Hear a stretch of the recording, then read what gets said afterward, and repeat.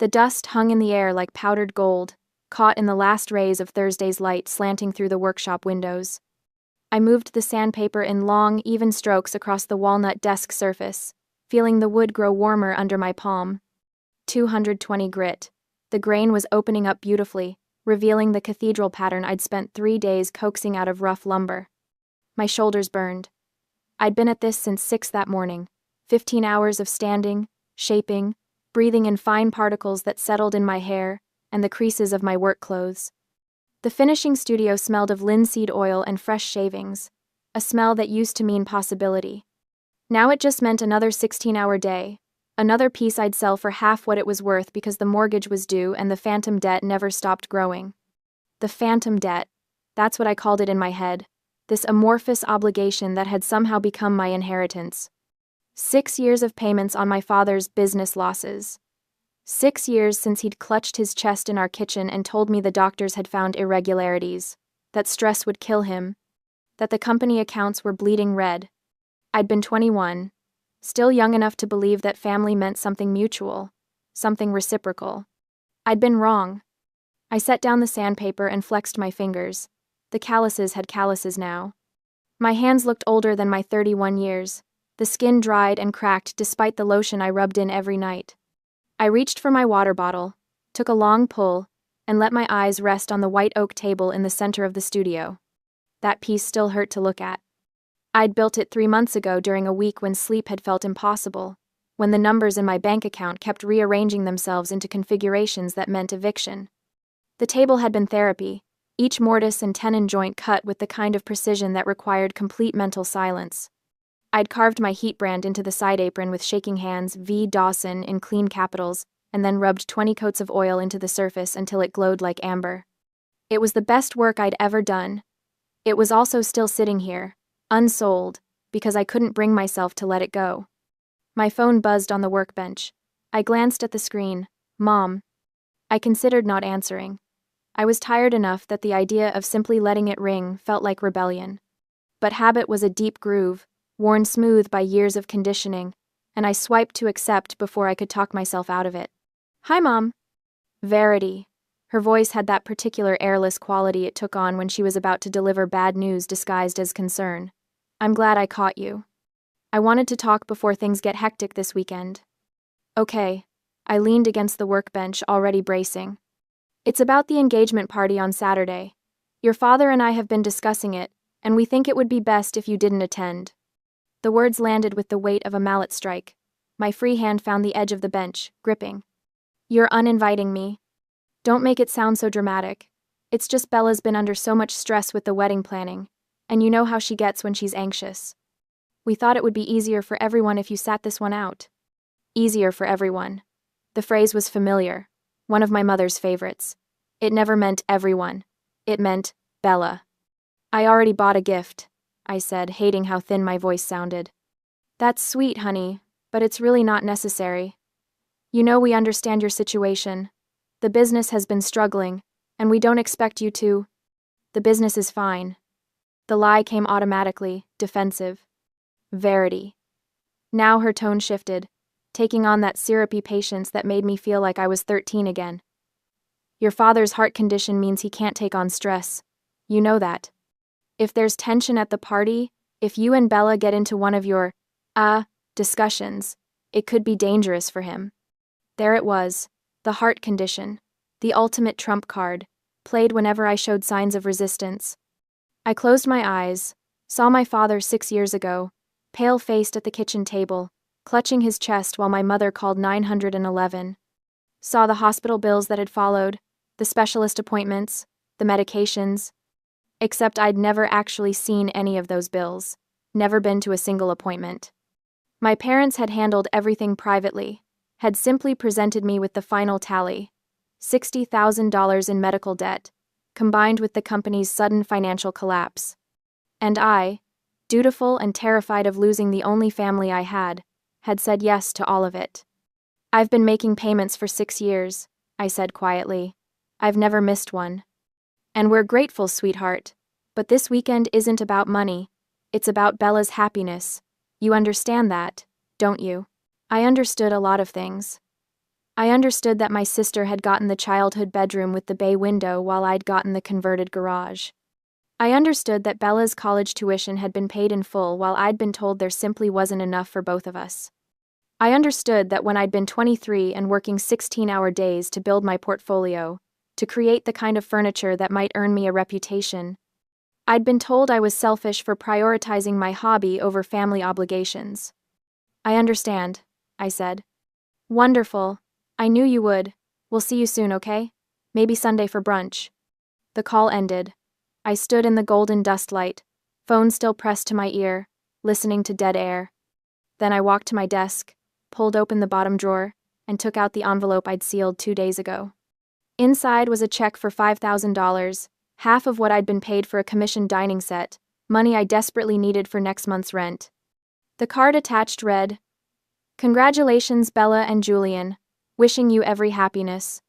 I looked at it for a long moment, then I tore the check in half, then quarters, then kept tearing until the pieces were too small to rip further. The scraps fell onto my workbench like snow. I swept them into the trash bin with the side of my hand and went back to sanding. The walnut desk still needed work, and work was all I had left. The day before the engagement, Friday morning arrived with fog so thick that I could barely see across the workshop parking lot. I'd been up since 5, running inventory, and trying not to think about the calendar. 30 days until eviction if I didn't make next month's rent. 30 days to pull together $3,000, which might as well have been $3 million. I was reorganizing my chisel rack when I heard the car doors slam outside. Multiple doors. My stomach dropped. I walked to the front window and looked out through the condensation. A sleek Audi sedan sat in my gravel lot, looking as out of place as a show horse in a scrapyard. 4 people were climbing out, my mother in cream linen, my father in a sport coat, Bella in something white and flowing, and a tall man in dark jeans and a charcoal Henley. Julian, the fiancé I'd never met. My first thought was to lock the door and pretend I wasn't here. My second was that they'd already seen my truck. I watched them approach, watched my mother's practiced smile, my father's careful gait, Bella's hand possessively wrapped around Julian's arm. I opened the door before they could knock. Surprise. My mother's voice was crystalline, performative. "We wanted Julian to see where you work. He's very interested in craftsmanship." Julian stepped forward, extending his hand. "Verity, I've heard a lot about you." I doubted that was true. But his handshake was firm, his eye contact direct. He was handsome in an understated way, sharp jawline, dark hair pushed back from his forehead, eyes that looked gray in the morning light. There was an easiness to him that suggested money, the kind of wealth that didn't need to announce itself. "Nice to meet you," I said. I stepped back, allowing them entry into the finishing studio. Julian's attention went immediately to the space. His gaze traveled across the workbenches, the hanging tools, the half-finished pieces in various stages of completion. I watched him take in the Japanese pull saw mounted on the wall, the antique hand planes lined up by size, the white oak table in the center of the room. "This is incredible," he said, and something in his voice suggested he actually meant it. "Where did you train?" "Here." The word came out flat. "I'm self-taught." "Really?" Julian moved toward the oak table, his expression shifting into something like wonder. He crouched down to examine the joinery, running his fingers along the edge where the apron met the legs. "These are hand-cut dovetails." "Yes. Most people use a jig for dovetails this size. The precision required to do this by hand." He stood, looking at me with new attention. "How long have you been woodworking?" "Since I was 15. My mother cut in, voice bright and brittle. "Verity's always been good with her hands, very practical skills." The dismissal in that word practical made my jaw tighten. Bella was shifting her weight, looking uncomfortable. My father stood near the door, arms crossed, watching the interaction like a man watching a fuse burn toward dynamite. "We should let her get back to work," my father said. "I'm sure she's busy." But Julian was still looking around, his interest apparently genuine. "Do you mind if I look at the milling bay? I've been wanting to set up a shop myself, and I'd love to see your equipment set up." "Julian, honey, we really should," Bella started. "It's fine," I said, surprising myself. Something about my father's eagerness to leave made me want to prolong this. "It's through that door." I led him toward Zone B, aware of my family trailing behind like reluctant shadows. The moment I opened the door to the milling bay, The smell of raw lumber rolled out cedar, pine, oak, all mixing into the thick perfume of possibility. Julian stepped in, and I watched his expression shift into something close to reverence. The space was organized chaos. A table saw with an extended outfeed, a planer, a jointer, racks of lumber sorted by species and grade. The dust collector sat in the corner like a sleeping beast, its collection barrel half full of shavings. "Can I see how you've set up your dust collection?" Julian asked. I moved to the machine, flipped the switch. The collector roared to life, a grinding mechanical howl that swallowed all other sound. Julian leaned in to examine the hose connections, nodding to himself. Behind me, I felt my family's presence like a weather front. I turned and found Bella stepping close, too close, her face arranged into an expression of desperate sweetness. Bella's mouth was moving. The words were lost under the machine noise, but I could read lips well enough. "We need to talk." I led Bella back into the finishing studio, leaving Julian to examine the lumber racks in the milling bay. The dust collector's roar followed us through the doorway, muffling the world into a lower register of mechanical thunder. My parents followed us into Zone A. My mother immediately moved to the window, putting space between herself and whatever was about to happen. My father positioned himself near the door, blocking the exit. Military positioning? I thought distantly. They'd practiced this. Bella grabbed my wrist. Her fingernails, perfectly manicured in pale pink, dug into the skin. "I need a favor," Bella said. The dust collector noise forced her to half shout. "For the engagement party tomorrow night." "Tomorrow's Saturday," I said stupidly. "Yes, tomorrow. Saturday night." Bella's grip tightened. "I need a cedar archway. 7 feet tall, distressed finish, something rustic elegant. The rental company canceled on us yesterday, and I'm desperate." I stared at my sister. "An archway. By tomorrow morning. You build furniture all the time." "Bella, that's 30 hours of work minimum, maybe more if you want it to look decent." "Then you'd better start now." Bella's voice had gone sharp, the sweetness evaporating. "Unless you want everyone at my engagement party to know why you couldn't make it." The threat landed like a slap. I yanked my wrist free. "What's that supposed to mean?" My father stepped forward. "It means we've supported you for 6 years while you've played carpenter. The least you can do is help your sister on the most important weekend of her life." The words, "played carpenter," hit like a gut punch. I looked at my father, at his flushed face, his clenched fists, his complete lack of the frailty he'd claimed for years. "Supported me?"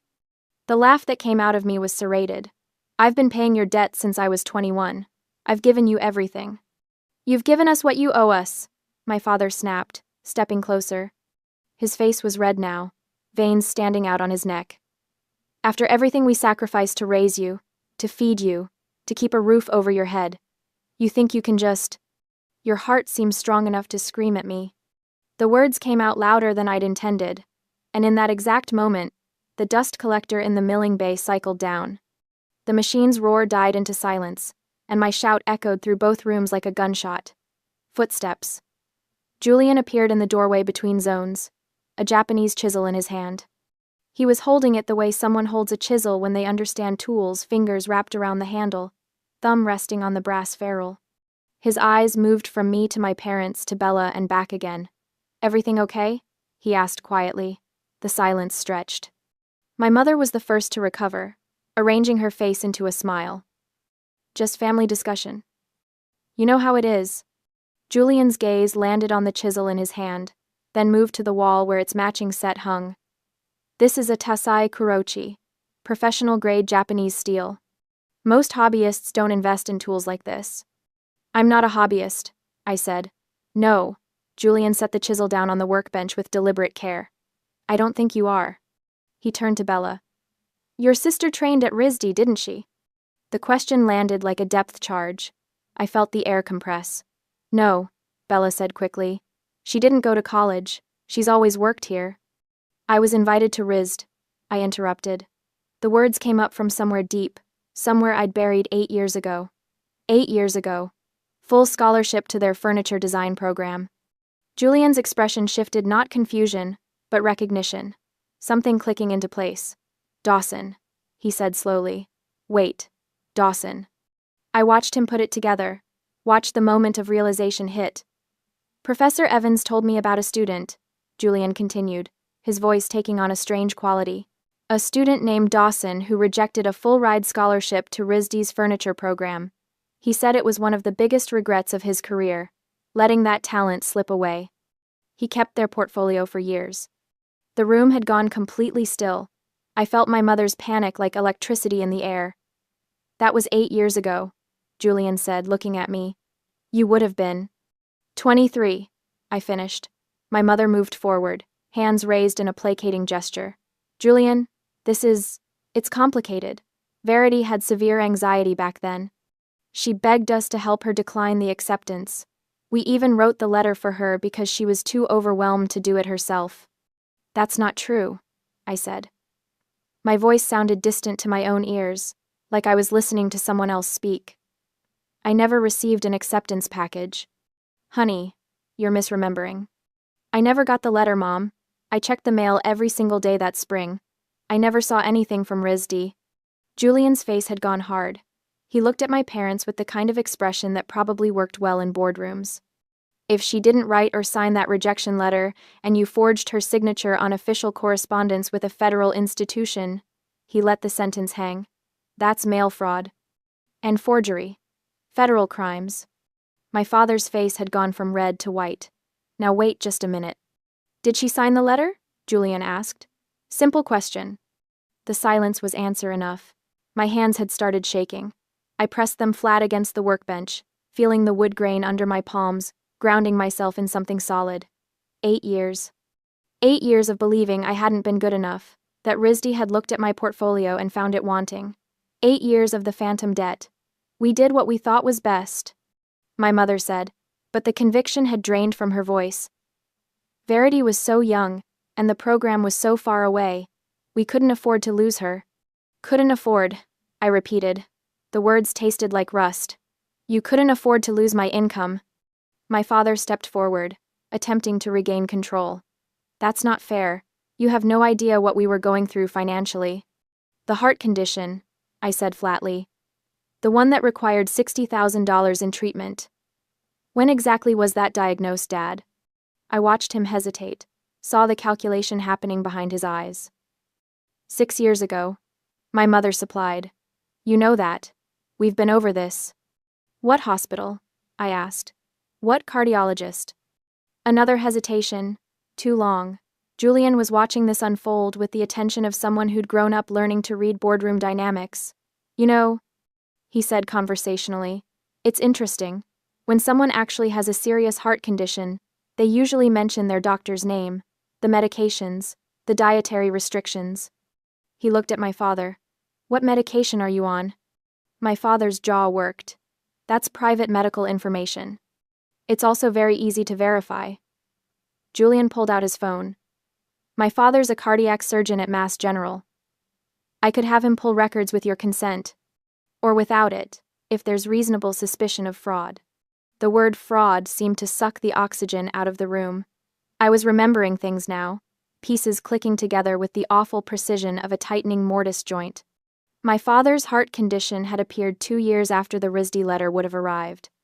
2 years of me working 16-hour days, building my portfolio, selling pieces at craft fairs, saving every dollar, and then suddenly, there was a crisis.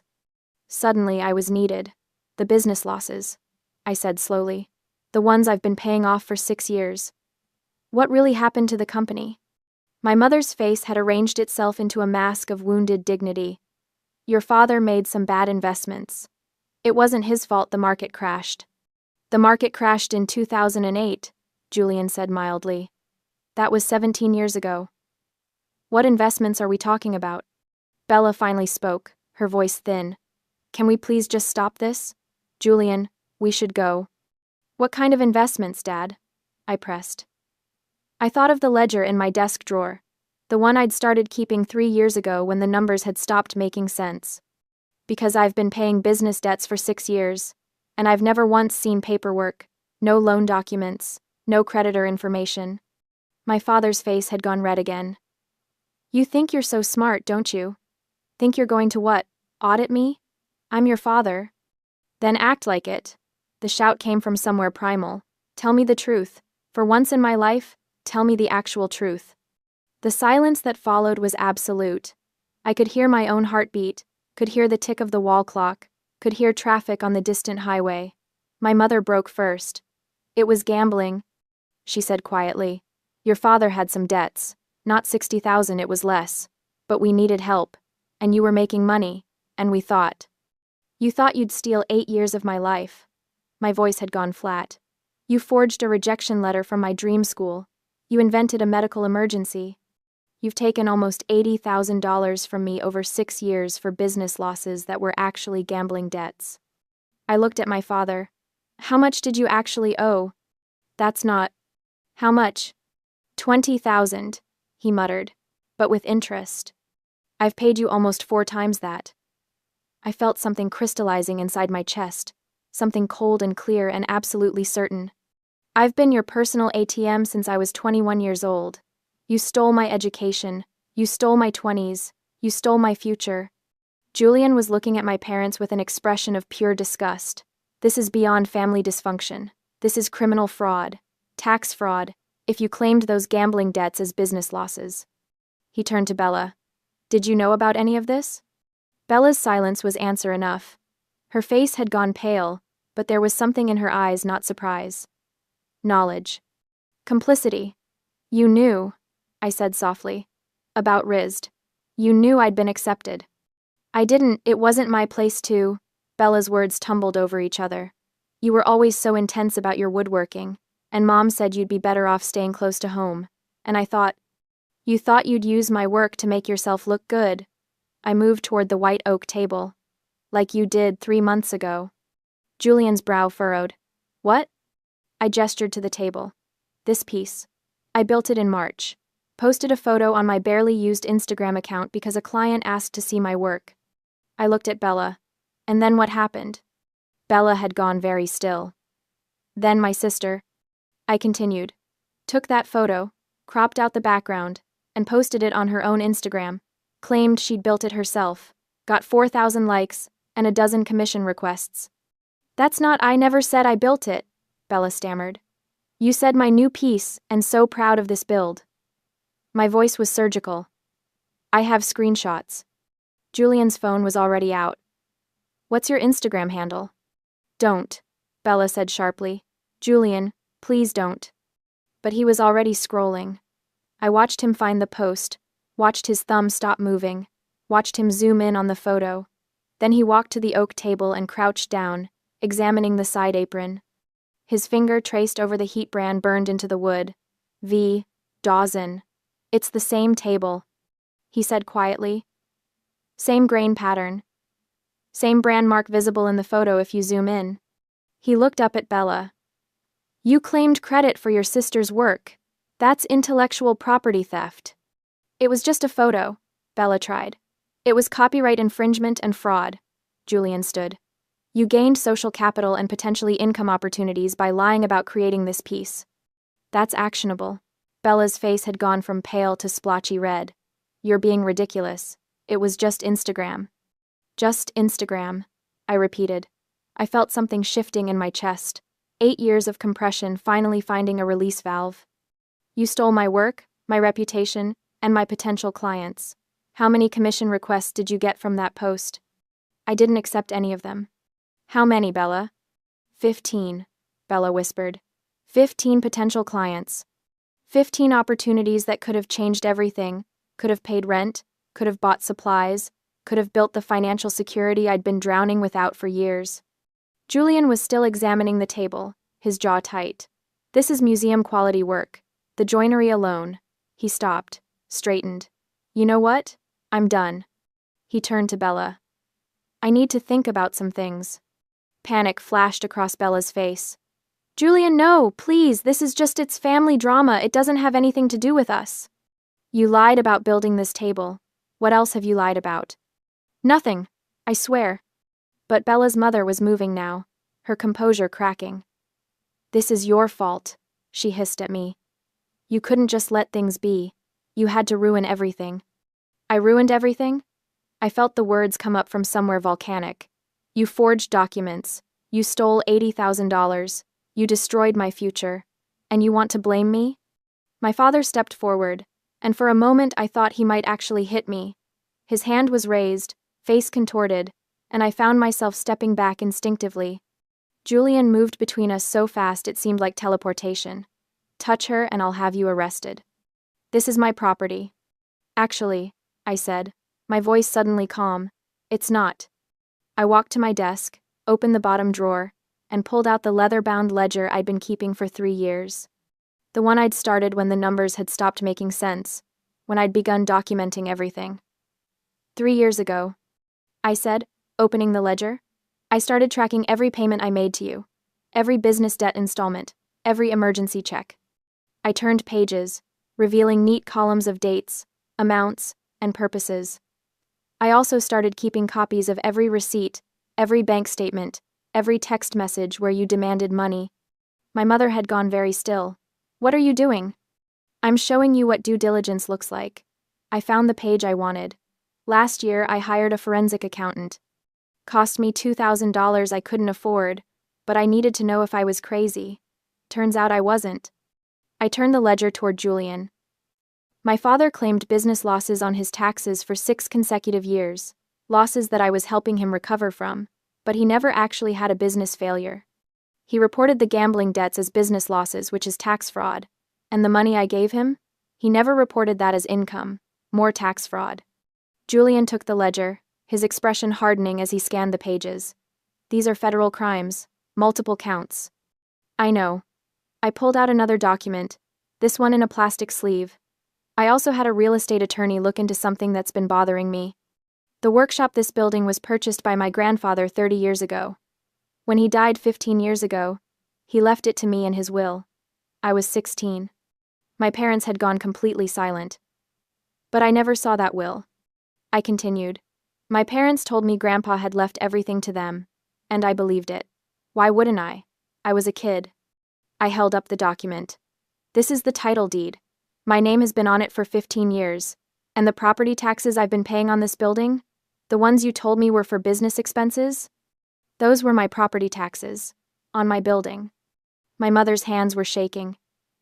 You can't. I can. I felt the years of exhaustion crystallizing into something diamond hard. I own this building. I own the business. And the house you're living in? The one with the mortgage I've been paying half of for 6 years? I called the bank. You're 3 months behind on payments. You're in default. You had no right, my father started. I had every right. I've been paying your mortgage. I closed the ledger. So here's what's going to happen. The house goes on the market tomorrow. You have 30 days to find somewhere else to live. The workshop stays with me. And every dollar you've taken from me over the past 6 years gets reported to the IRS as unreported income. Good luck explaining that. My father lunged. Not at me at the table, or more specifically, at the can of paint thinner sitting on the edge of the workbench, left there from yesterday's finishing work. But Bella was faster. She grabbed the can, her face twisted with desperation, and swung it toward the white oak table toward the side apron, where the V. Dawson brand marked my work. If I can't have it, Bella started. I moved without thinking. I threw myself between my sister and the table, arms out, and felt the chemical splash across my chest. The paint thinner soaked through my flannel shirt instantly, the harsh solvent smell overwhelming, and then the burning started. Shit. I ripped the flannel off, buttons scattering across the floor, and hurled the soaked shirt into the metal waste bin. I stood there in my undershirt, breathing hard, feeling the chemical evaporating off my skin. The burn was superficial. I'd caught it fast enough, but my hands were shaking with adrenaline. Julian had grabbed Bella's wrist, forcing her to drop the paint thinner can. It hit the concrete floor with a clang, chemical pooling. That's assault, he said quietly, an attempted destruction of evidence. He was holding Bella and stepped back, looking at her like he'd never seen her before. Then he twisted the engagement ring off her finger, a simple platinum band, and set it on the workbench next to the ledger. She tried to resist, but he was stronger. Keep it, he told me. Collateral for the damages. Have your lawyer send me the full accounting. Then he walked toward the bay door and out into the morning fog. For a moment, nobody moved. I stood in my undershirt, breathing hard, smelling of paint thinner. Bella stared at the door where Julian had disappeared. My parents looked at each other, and I saw the first real fear cross their faces. "Get out," I said. "Get out of my workshop and don't come back." My mother opened her mouth, closed it. Then she grabbed her purse and walked out. My father followed, silent for once. Bella lingered for a moment, something complicated crossing her face. Regret, maybe. Or just the realization that she'd lost something she couldn't get back. Then she turned and left too. I stood alone in the finishing studio, surrounded by sawdust and half-built dreams, and the white oak table that had somehow become evidence in the trial of my own life. I looked at the ring on the workbench. Platinum. Simple. Probably worth 3 months of rent. Then I picked it up and tucked it into the ledger's back pocket, where it would be safe until I figured out what to do next. I spent the rest of Friday cleaning. Not productive work, just cleaning. I mopped up the spilled paint thinner, threw out the ruined flannel shirt, reorganized tools that didn't need reorganizing. Muscle memory work that let my brain process everything that had just exploded across my life. Around 4 o'clock, I heard a car door outside. My first instinct was panic, my family coming back, more confrontation. But when I looked out the window, I saw Julian leaning against his Audi. He'd stayed, or come back. Either way, he was waiting. I walked out into the afternoon light. The fog had burned off, leaving one of those crystalline autumn days that made everything look sharp-edged and possible. "I wanted to make sure they actually left," Julian said when I approached. "I've been parked at the coffee shop down the road. Saw them drive away about an hour ago." I nodded, not quite trusting my voice. "I also wanted to apologize," he continued. "I had no idea about any of that. If I had known what your family—" He stopped, shook his head. "That's not quite true. I should have known. There were signs, but I chose not to see them." "That's normal," I said quietly. "It's easier not to see." Julian looked at the workshop, at the weathered sign above the door that read, "Dawson Woodworks." The table in there, the white oak one. That's genuinely extraordinary work. Professor Evans would lose his mind if he saw it. "Thanks. I meant what I said about the ring. Keep it as collateral, or sell it, whatever you need, and I'll have my lawyer reach out about the Instagram situation. Bella needs to issue a public correction at minimum, and you're entitled to pursue damages if you want." I thought about lawsuits and lawyers and dragging this into court. It felt exhausting. I just want her to leave me alone. "That's fair." Julian pulled a business card from his wallet. "This is me. If you ever want to talk, or if you need a reference, or if you ever want to show your portfolio to Professor Evans, he's still teaching. He'd remember your work." I took the card. Heavy stock, minimalist design. Julian Chen, architectural consultant. "I don't have a portfolio anymore," I said. "I sold most of my early pieces to pay bills." "Then build a new one." Julian smiled, and it was the first genuine expression I'd seen from him all day. "You're 31. RISD's furniture program accepts graduate students. You could apply again." The idea felt too large to hold. I folded it away somewhere safe, somewhere I could examine it later when I wasn't running on adrenaline and paint thinner fumes. "Thank you," I said, "for everything today. You didn't have to." "Yeah, I did." He opened his car door, then paused. "For what it's worth, you're better off without them. All of them. Including me, probably." "You weren't so bad," I said, and meant it. He drove away, and I stood in the parking lot until the sound of his engine faded. Then I went back inside, back to the finishing studio, back to the white oak table that had somehow become the turning point of my entire life. I ran my hand across its surface, feeling the smoothness of 20 coats of oil, feeling the perfection of joints that would last 100 years. This table was proof. Proof that I was good enough, skilled enough, dedicated enough. Proof that I'd always been enough. I opened the ledger one more time, looked at the platinum ring, nestled in its back pocket. Then I closed it and put it in my desk drawer, where it would stay until I needed it. Tomorrow I would call the realtor about my parents' house. Tomorrow I would contact the IRS. Tomorrow I would start the long, complicated process of untangling myself from 8 years of lies. But today, right now, I was going to build something. I pulled on a fresh shirt, tied my hair back, and walked into the milling bay. There was a stack of cedar in the corner, beautiful clear grain boards I'd been saving for a special project. I pulled out 6 of them and carried them back to the finishing studio. An archway. Bella had asked for an archway. I wasn't going to make it not for Bella, not for the engagement party that would probably be cancelled now anyway, but I was going to make one for myself. Something beautiful and strong and precisely constructed. Something that marked a threshold between the life I'd been trapped in and the life I was going to build. I measured twice, marked my cuts, and fired up the table saw. The blade sang through cedar like a promise. 1 year later. The house sold in 45 days. I never went inside again, just signed the papers and watched my parents pack up in stony silence. They moved to a smaller place across town, and I heard through distant relatives that my father had gotten a job at a hardware store. My mother didn't speak to me anymore. Bella's engagement had ended, unsurprisingly, and she'd moved to Portland. I didn't miss any of them. I'd used the money from the ring, $12,000 at the jeweler's, to buy 6 months of financial breathing room. Then I'd taken Julian's advice and emailed Professor Evans at RISD. He'd remembered my name immediately, had asked to see my current work. I'd sent photos of the white oak table. He'd called me 20 minutes later. Now I pulled my truck into the workshop parking lot and saw Julian's Audi already there. We'd stayed in touch over the past year, tentative at first, then more regularly. He'd become a friend, then a collaborator. He had architectural clients who needed custom furniture. I had the skills to make it. It was a good partnership. Clean, equitable. Built on mutual respect rather than family obligation. Julian was waiting by the bay door, holding 2 cups of coffee. Morning. I brought the plans for the Beacon Hill project. Let me see. I took the coffee and the rolled blueprints, spreading them on my workbench. A built-in bookshelf system, 8 feet tall, white oak and walnut. Complex joinery. Exactly my kind of challenge. Timelines flexible, Julian said. Client wants quality over speed. That's my favorite kind of client. We spent an hour going over specifications, discussing wood selection, debating finish options.